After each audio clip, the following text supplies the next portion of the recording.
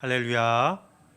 오늘은 하나님께 쓰임 받는 자이란 제목으로 함께 말씀을 나누고자 합니다. 우리 수요 기도의 시간에 우리 자녀 교육 시리즈 설교를 함께 나누며 은혜를 나누고 있습니다. 우리 자녀들이 주님을 만날 수 있도록, 우리 자녀들이 어린 자녀도 있지만 또 우리 장성하여서 청년의 때를 보내는 그러한 자녀들도 있는데, 그럼에도 불구하고 우리 자녀들이 주님을 만나지 못하고 주님의 은혜 가운데 살아가지 못하는 것이 늘 우리의 기도 제목이죠. 그래서 우리가 수요 기도의 시간에 함께 기도하면서 그럼에도 불구하고 우리가 어떻게 자녀들을 주님께로 인도할 수 있을까? 어떻게 자녀들이 정말 길과 생명과 진리 되시는 예수님을 만날 수 있을까? 우리가 말씀으로 은혜를 나누며 함께 기도하는 시간을 갖고 있습니다. 오늘은 6번째 시간으로 우리가 하나님께 쓰임 받는 자, 이러한 제목으로 말씀을 함께 나누고자 합니다. 그래서 디모데전서 말씀을 가지고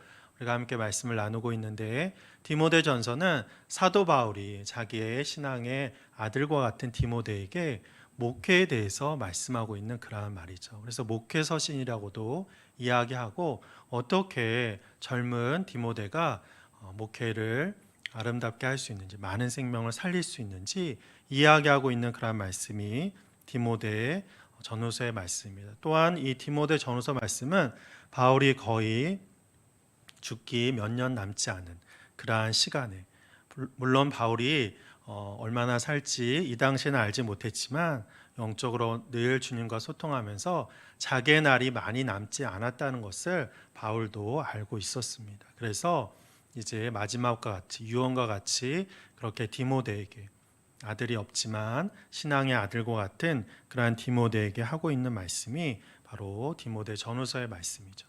그래서 이것이 목회자에게 하고 있는 말씀이지만 동시에 에베소 교회, 디모데가 치리하고 디모데가 돌보고 있는 에베소 교회 성도들에게 하고 있는 말씀이고, 또한 다음 세대에게 신앙에 대해서 하고 있는 말씀이기 때문에 우리 자녀들 역시 어떻게 하나님을 붙잡고 하나님을 만날 수 있는지에 대한 그러한 말씀이 들어있는 내용이죠. 그래서 이 말씀을 가지고 우리도 역시 어떻게 우리의 자녀들이 주님을 만날 수 있는지, 또한 우리 자녀들을 어떻게 양육할 수 있는지 함께 주님의 지혜를 나누고자 합니다. 그래서 오늘 말씀은 어떻게 우리의 자녀들이 하나님께 쓰임받는 자가 될 수 있는지 그 내용을 말하고 있는 그런 말씀이죠. 그래서 하나님은 누구를 쓰실까? 하나님께 쓰임받는 자는 어떠한 자일까? 우리가 이러한 질문을 가지고 살아갈 수 있습니다. 또한 우리의 자녀들이 무엇보다 하나님의 쓰임받는 그러한 자녀들이 되기를 원하죠.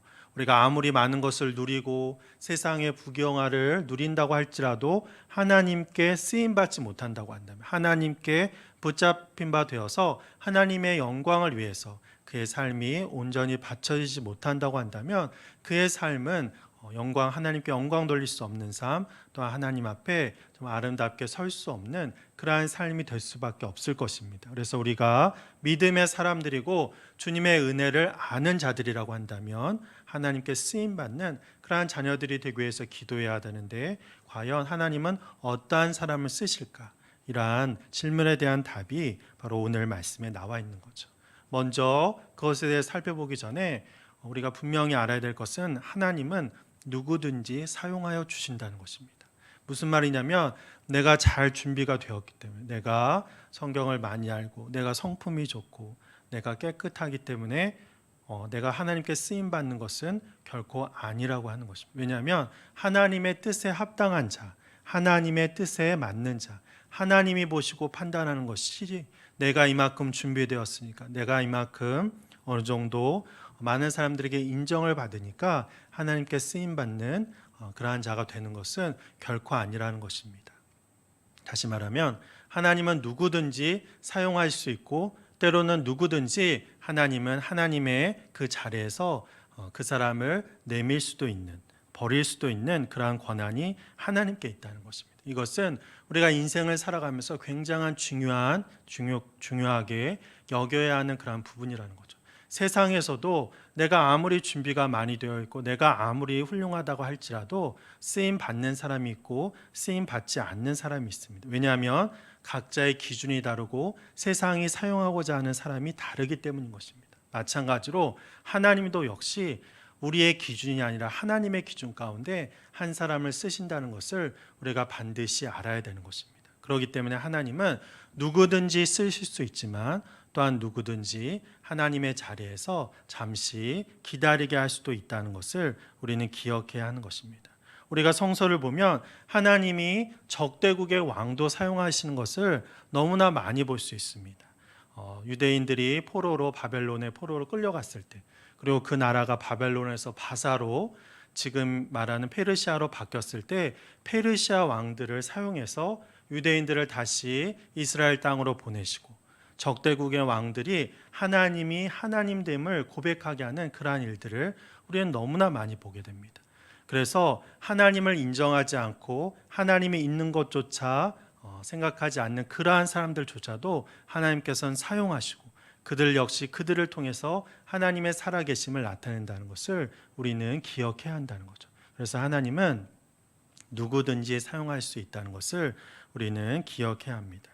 그런데 그럼에도 불구하고 우리는 하나님의 뜻이 우리에게 임해서 하나님이 우리를 쓰실 때 아름답게 사용되기 위한 그러한 그릇이 되길 원한다는 거죠. 하나님은 누구든지 쓸 수 있고 누구든지 하나님의 자리에서 잠시 기다리게 할 수도 있지만, 그럼에도 불구하고 하나님의 시간이 되어서 우리를 쓰시고자 할 때 우리는 귀하게 사용되는 그러한 그릇이 되기를 원한다고 하는 것입니다. 그래서 우리가 잘 준비가 되던 잘 준비가 되지 않던 하나님의 전적인 권한 가운데 하나님이 우리를 쓰시고 쓰지 않을 수 있지만, 그럼에도 불구하고 우리는 하나님이 쓰실 때 아름답게 쓰임받기 위해 잘 준비된 그러한 그릇이 되어야 한다는 것입니다. 그러한 면에서 바로 사도 바울은 오늘 디모데에게 하나님의 좋은 일꾼, 예수님의 좋은 일꾼이 되라라고 말하고 있습니다. 오늘 6절에서 말씀하고 있죠. 6절에 보면 이렇게 말씀합니다. 내가 이것으로 형제를 깨우치면 그리스도 예수의 좋은 일꾼이 되어 믿음의 말씀과 내가 따르는 좋은 교훈으로 양육을 받으리라.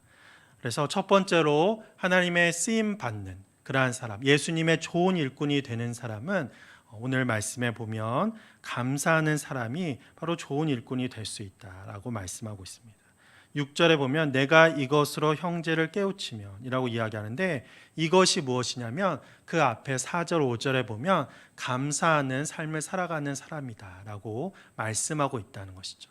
그래서 우리가 어떠한 삶을 살든지 하나님이 우리에게 주신 것을 감사함으로 받는 그러한 삶. 그래서 우리 드림온 교회의 그 주제 성구, 올해 주제 성구가 바로 이 디모데전서 4장 4절 말씀이죠. 그래서 4장 4절에 보면 하나님께서 지으신 모든 것이 선함에 감사함으로 받으면 버릴 것이 없다라고 말씀하고 있죠. 그래서 모든 것을 하나님이 우리에게 주신 것이라고 한다면 그것이 선한 것이기 때문에 그것을 감사함으로 받아들이고 감사로 모든 것을 행하며 나갈 때 그것은 우리에게도 또한 다른 사람에게도 은혜가 되고 하나님께 영광을 돌리는 그러한 사람이 될 수 있다라고 하는 것입니다. 그리고 6절에서 바로 이러한 삶, 모든 것을 감사함으로 받을 수 있는 그러한 삶을 살아가는 자, 그래서 그 은혜 속에 하나님께 모든 것을 맡기며 나가는 자가 바로 예수 그리스도의 좋은 일꾼이다, 하나님의 좋은 일꾼이 될 수 있다라고 말씀하고 있는 것입니다. 그래서 하나님이 우리를 부르실 때 우리가 하나님의 쓰임 받기 위해서는 우리의 삶의 전 영역에 걸쳐서 감사의 삶을 살아가는 자가 되어야 한다는 것이죠. 그래서 감사라고 하는 것은 모든 것이 하나님의 은혜임을 고백했을 때 우리가 감사의 삶을 살 수 있다라고 하는 것입니다. 그래서 나에게 주어진 것을 다른 사람과 비교하며 나가면 불평할 수 있지만, 그럼에도 불구하고 하나님이 나를 부르셨고 하나님이 나에게 허락하여 주셨다는 것을 인정하며 나갈 때 우리는 삶의 모든 영역에 대해서 감사하며 나갈 수 있다라고 하는 것이죠. 그래서 우리가 어떤 사명에 대해서 이야기할 때 달란트 비유를 꼭 이야기하는데, 달란트 비유에서 한 달란트 받은 사람이 그 한 달란트로 아무 일도 하지 않은 이유가 무엇이냐면 그 한 달란트를 가벼이 여겼기 때문에, 그것을 귀한 것으로 생각하지 않고 별 볼 일 없는 그러한 사명으로, 별 가치가 없는 것으로 여겼기 때문에 아무 일도 하지 않았다는 것입니다. 즉 그에게 주어진 것을 감사함으로 받아들이지 않았기 때문에, 하나님의 은혜로 받아들이지 않았기 때문에 아무 일도 하지 않았고, 그는 결국 왕에 의해서, 하나님에 의해서 버림받는 삶을 살 수밖에 없었다는 것이죠. 그런데 한 달란트는 결코 작은 그러한 금액이 아니라고 하는 거죠. 한 달란트는 시대에 따라 다르지만 구약 시대에는 금 34kg를 이야기하는 그러한 단위입니다. 그래서 달란트라고 하는 단위는 어떤 개인 간에 상용되는 그러한 화폐 단위가 아니죠. 나라 간에, 어떤 나라 간의 큰 그러한 액수를 다룰 때만 상용되던 그러한 것이 바로 이 달란트입니다. 그래서 금 34kg g이면 지금의 시세로 따지면 약 30억 정도 됩니다. 28억 정도 되는, 28억에서 30억 정도 되는 그러한 액수가 바로 한 달란트죠. 한 달란트는 결코 작은 돈이 아닙니다. 그런데 이 한 달란트 받은 자가 왜 그것을 가볍게 여겼는가? 별 볼 일 없는 일로 여겼는가? 그것은 다른 사람과 비교했기 때문입니다. 다른 사람은 5달란트 받고 다른 사람들은 2달란트 받았기 때문에, 나는 그 사람들에 비해서 적게 받았다고 생각하기 때문에, 왕이 나에게 더 많이 줄 수 있는데 왜 나는 이거밖에 주지 않았는가? 나는 별 볼 일 없는 사람인가? 나에게 주신 사명은 귀한 사명이 아닌가? 라고 여겼기 때문에 바로 그 사람이 그것을 감사하게 여기지 않았고, 그래서 그것을 그냥 묻어두었기 때문에 그냥 아무 일도 하지 않은 사람이 되었다라고 하는 것입니다. 왜 감사하는 사람을 하나님께서 쓰십니까? 감사하는 사람은 자에게 주어진 것을 하나님의 은혜로 생각하고 귀한 것으로 생각하고, 아무리 작은 일이라고 할지라도 그것을 통해서 생명 살림에 놀라운 하나님의 역사가 나타남을 알기 때문에 바로 그러한 마음으로 모든 일에 최선을 다해서 할 수 있기 때문에 그 사람을 하나님께서 쓰신다는 것입니다. 그래서 감사라고 하는 삶의 태도는 우리의 신앙의 모습 또한 삶의 모습에서 너무나 중요한 것이고, 하나님의 쓰임을 받느냐 그렇지 않느냐를 어쩌면 결정지을 수도 있는 그런 귀한 삶의 태도라고 하는 것입니다.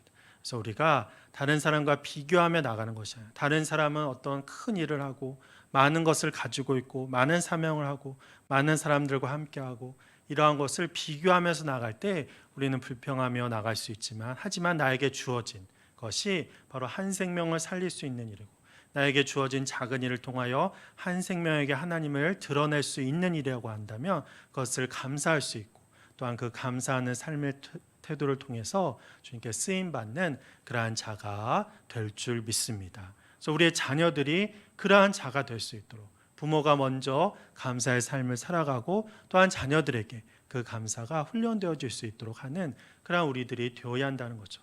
부모님이 감사하지 않고 부모님이 삶에 대해서 정말 집에 와서는 불평하며 모든 것을 불만족스럽게 이야기한다고 한다면 그 자녀들 역시 모든 것을 하나님의 은혜라고 고백하기 어려울 것입니다. 그렇기 때문에 감사의 삶을 살아가는 자를 하나님께서 쓰심을 알고 우리의 자녀들이 감사의 삶을 살아가는 자녀들이 될 수 있도록 기도하는 우리 성도님들이 되시기를 간절히 축원합니다.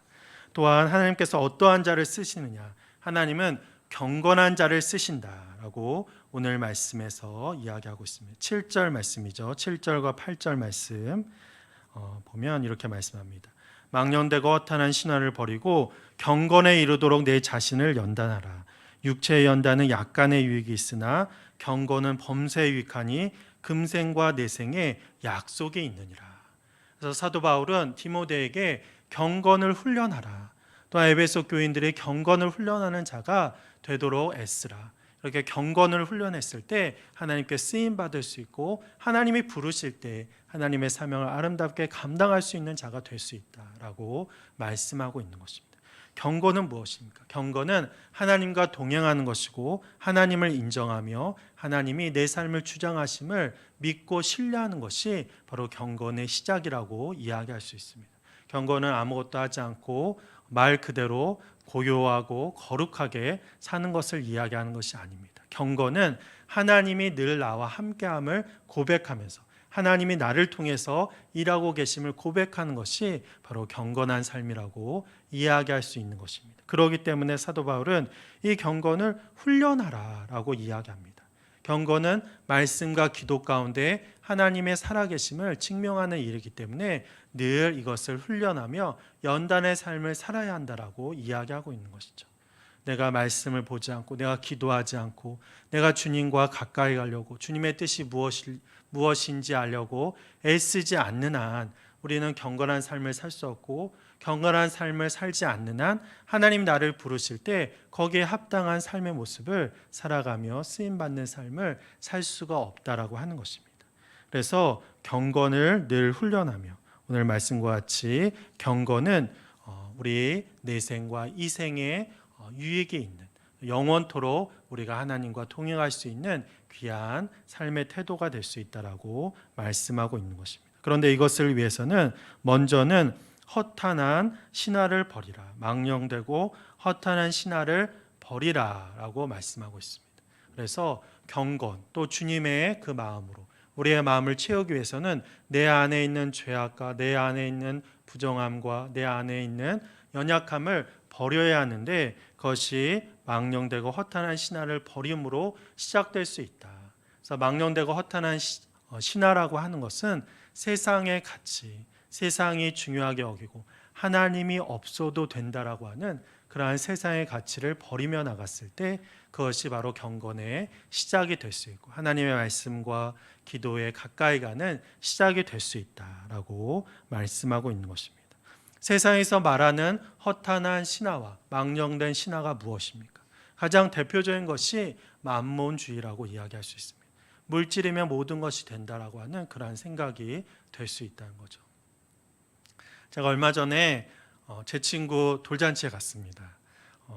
그래서 오랜만에 제 친구 이제 자녀들도 많이 컸는데 조금 늦게 결혼한 친구가 있어서 돌잔치에 갔는데 그 돌잔치 할 때 이제 돌잡이를 하잖아요. 그래서 마이크, 실도 있고 또 청진기도 있고 직업을 나타내는 여러 가지가 있습니다. 그래서 그것을 이제 뽑게 하는 거죠. 근데 이제 사회자가 그것을 설명하는데 이것이 이제 어떠한 의미가 있는지 이제 설명을 하는데 다 이 만몬주의로, 물질주의로 설명을 하더라고요. 무슨 말이냐면 이렇게 설명하는 거예요. 이제 이 청진기가 있습니다. 이 청진기를 뽑아서 부자 되라는 이야기입니다. 실이 있습니다. 이 실이 있으니까 이것을 잡으면 이제 오래 살면서 부자 되라는 이야기입니다. 책이 있습니다. 책을 잡으면 선생님이 돼서 부자 되라는 이야기입니다. 이런 식으로 다 이야기를 하더라고요. 저는 전혀 이해가 되지 않았습니다. 그 직업이 왜 부자가 되기 위한 것입니까? 그 삶의 목적이 부자가 되는 겁니까? 근데 그러한 어떤 모든 것이 다 이거 잡으면 부자가 되는 겁니다. 이렇게 이야기했을 때 많은 사람들이 그냥 고개를 끄덕이고 그것이 어떤 일반적으로 우리가 받아들일 수 있는 그러한 세상의 통념이 되었다는 거죠. 우리가 왜 살아갑니까? 부자 되려고 사는 것이 결코 아닌데 세상은 그런 허탄한 또 망령된 그러한 신화를 많이 이야기한다는 것입니다. 우리는 알게 모르게 그것에 젖어 살고 있고 그것이 아니라고 이야기하지만 그렇게 살아가는 것이 맞는 듯 다른 사람이 그렇게 살아가니까 그렇게 살아가는 모습들이 있다라고 하는 거죠. 그랬을 때 우리는 경건에서 멀어질 수밖에 없고 망령된 신화 속에서 하나님 없는 삶을 선택하는 사람들과 함께 그러한 삶을 살아가는 경우가 많이 있다라고 하는 것입니다. 저는 그 이야기를 때 굉장히 마음이 좀 아프더라고요. 그러면서 이것이 망령된 신화, 과거의 가나안 땅에 바알과 아세라가 풍요의 신이었죠. 그 우상을 섬겼던 이유가 풍요롭게 살기 위한 것이었습니다. 그것이 가장 대표적인 그런 우상이었고 그것이 바로 만몬주의의 첫 시작이라고 이야기할 수 있는데, 이러한 망령된 사상을 버리고 바로 말씀과 기도로서 하나님을 경험하며 하나님을 바라보며 하나님을 의지하는 그러한 삶을 살아가는 것이 바로 경건의 시작이라고 이야기할 수 있다라고 하는 거죠. 그래서 망령된 것을 비워내었을 때 그 다음에 주님의 마음으로 우리를 채울 수 있고 말씀과 기도로서 주님을 의지하는, 주님을 신뢰하는 그 마음으로 내 안을 채워가며 주님과 동행하는 삶이 바로 경건의 삶이라고 이야기할 수 있다라고 하는 것입니다. 사도 바울은 바로 이 경건의 삶을 살아갔을 때 주님께 쓰임받는 자, 주님께 붙잡힘 받는 그러한 자가 될 수 있다라고 말씀하고 있는 것입니다. 마지막으로 하나님께 쓰임받는 자는 믿음의 본이 되는 자다라고 그렇게 말씀하고 있습니다. 12절 말씀이죠. 12절에서 사도 바울은 이렇게 이야기합니다. 누구든지 내 연수함을 업신여기지 못하게 하고 오직 말과 행실과 사랑과 믿음과 정절에 있어서 믿는 자에게 본이 되어라고 말씀합니다. 그래서 믿음의 사람들의 본이 되는 자, 다 같이 주님을 믿지만 그 중에서도 정말 주님을 잘 따르고 주님과 동행하는 삶, 경건의 삶을 살려고 애쓰는 자, 감사의 삶을 살려고 애쓰는 그러한 주님의 쓰임받는 자가 되었을 때 믿음의 본이 되는 그러한 사람, 또한 그래서 결과적으로 또 주님께 쓰임받는 그러한 사람이 될 수 있다라고 말씀하고 있습니다. 그래서 믿음의 본이 되는 자는 바로 이 감사와 경건의 삶을 살아가는 자가 믿음의 본이 될 수 있을 것입니다. 그런데 동시에 또한 13절에 보면 어떠한 이야기를 보면 하냐면 이렇게 이야기합니다. 13절 말씀을 우리가 함께 봉독하겠습니다. 시작. 내가 이를 때까지 읽는 것과 권하는 것과 가르치는 것에 전념하라. 그래서 믿음의 본이 되는 사람은 어떤 사람이냐면 내 자리에서 내가 지금 하고 있는 일에 하나님께 영광을 돌리고자 애쓰면서 그 일에 최선을 다하는 자가 바로 믿음의 본을 보이는 자이고 또 하나님께 쓰임받는 자가 될 수 있다라고 이야기하고 있는 것입니다. 왜냐하면 디모데에게 지금 디모데가 해야 될 일이 바로 이 세 가지 일이기 때문인 것입니다. 읽는 것과 권하는 것과 가르치는 일, 이것은 바로 목회자가 해야 되는 일이고, 하지만 이것을 모든 사람들이 해야 된다는 이야기가 아니라 지금 자신이 하고 있는 일, 하나님이 부르셔서 하나님이 맡기시는 일에 전념으로 최선을 다해서 계속 행했을 때 바로 그 사람이 하나님께 영광 돌리는 자이고 하나님께 쓰임받는 자, 믿음의 본이 될 수 있는 그러한 자가 될 수 있다라고 말씀하고 있는 것입니다. 그래서 우리가 나에게 주어진 일이 얼마나 소중한 일임을 늘 고백하며 나가야 한다는 거죠. 세상 사람들이 그것을 중하게 여기던 그렇지 않게 여기던 우리가 정말 한 사람을 대하던 많은 사람을 대하던 그것이 주님의 맡겨주신 사명 가운데 행하는 일이라고 한다면 그것이 너무나 귀한 일이고 복된 일이기 때문에 그것을 최선을 다해서 전념해서 했을 때 디모데도 어쩌면 주님의 일을 하면서 여러 가지 박해의 상황 속에 그의 삶의 고난을 이야기하고 어려움을 이야기할 수 있었을 것입니다. 그리고 그가 나이가 어렸기 때문에 나이 많은 장로 되는 그러한 사람들이 때로는 디모데가 지금 30살에서 35살 정도 됐을 거라고 추측을 하는데 이 당시의 장로들은 50에서 60, 디모데의 나이에 거의 2배 되는 그러한 사람들에게 하나님의 말씀을 전하는 것은 쉬운 일이 아니었을 것입니다. 또한 박해의 상황 속에서 그분들에게 그럼에도 불구하고 주님을 끝까지 붙잡으라고 하는 것은 정말 어떻게 보면 굉장히 어려운 일이었죠. 경험이 없고 경험으로도 이야기할 수 없고 하나님의 말씀만을 붙잡고 나가야 되는데 그것은 결코 쉬운 일이 아니었을 것입니다. 하지만 그럼에도 불구하고 너가 지금 할 수 있는 일, 또한 너에게 맡겨주신 일, 그것이 어떠한 어려움과 아픔이 있다고 할지라도 생명을 살리는 일이고 그 일을 통해서 하나님을 드러낼 수 있다고 한다면 그것에 전념하는 것이 바로 하나님께 영광 돌리는 것이고 그것이 바로 믿음의 본을 보이며 하나님께 쓰임받는 일이다라고 말씀하고 있는 것입니다.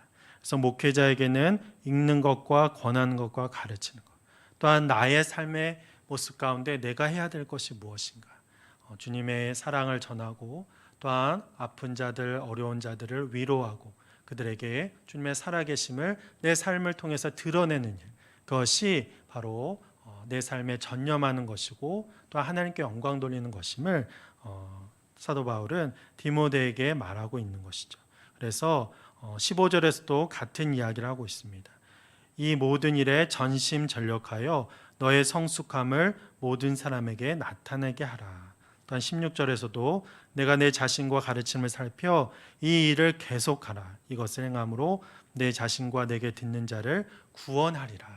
그래서 우리가 포기하지 않고 낙심하지 않고 계속하는 것이 중요하다라고 말씀하고 있습니다. 코로나 상황 속에 우리가 어떠한 일을 주님이 나에게 맡겨주신 사명이 있음에도 불구하고 그것을 그만둬야 하는 그런 상황이 있을 수도 있죠. 물론 그 형태는 바뀔 수 있고 모습은 바뀔 수 있을 것입니다. 하지만 하나님이 나를 부르셨고 하나님이 나와 함께 하신다는 그것은 우리가 포기하지 말아야 된다는 것이죠.